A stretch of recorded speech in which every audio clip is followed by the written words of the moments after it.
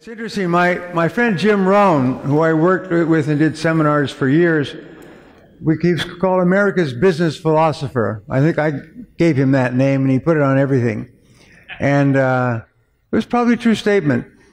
He said that he didn't write a book until after 15 or 20 years of speaking. He said he wished he'd written a book first because it had such an impact on his career. And it's an interesting thing. Sometimes people don't even read the book, but because you wrote the book, as far as they're concerned, you're the expert. And I was talking to a person who understands this business better than most people, and he said, in every field, there are some people who earn twice as much, 3 times as much, 5 times as much, 10 times as much as other people, and they're offering very much the same product or the same service. And he said, what is the difference? He said, well, they're considered to be authorities on their subject. And a person who's considered an authority is 10 times more credible, believable, acceptable. Very often, people will accept your advice, guidance, invest with you without anything more than the fact that you're the authority. And so his question was this, which I thought was really neat, because Sunil and I are doing a book next year, and he said, what is the first part of the word authority? And the answer is author.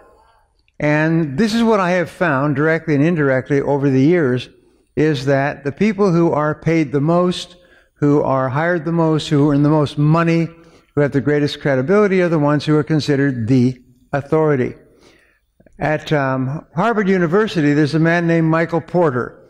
Michael Porter, which I'll mention in a couple of minutes, Michael Porter is considered the world's authority on marketing. And he is hired by large companies to come in and do million-dollar consulting assignments. They pay him, he basically says, he charges $1 million to come in, examine the company's marketing structure, and make recommendations.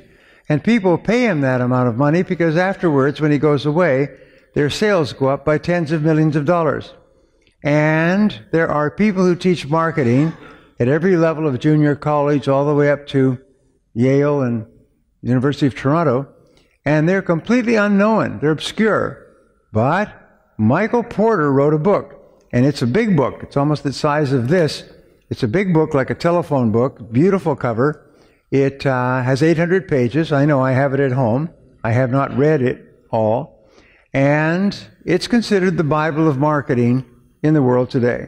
If you're going to take a marketing course or degree at any university, you are required to buy this book and read it.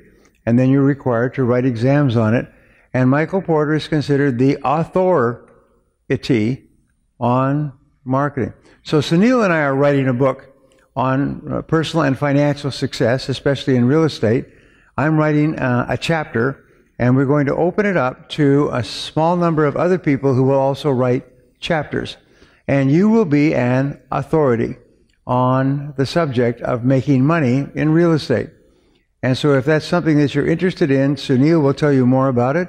There are certain things that you can do that actually short-circuit or jump your career 5 or 10 years. And if people who do it, especially write a book or part of a book, they say afterwards, I wish I had done this so long ago. I wish it would have saved me years of hard work in trying to build credibility.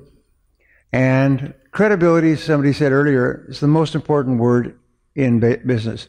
Is how believable are you?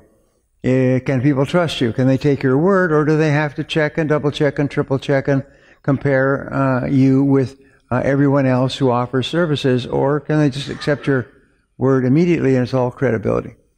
All credibility.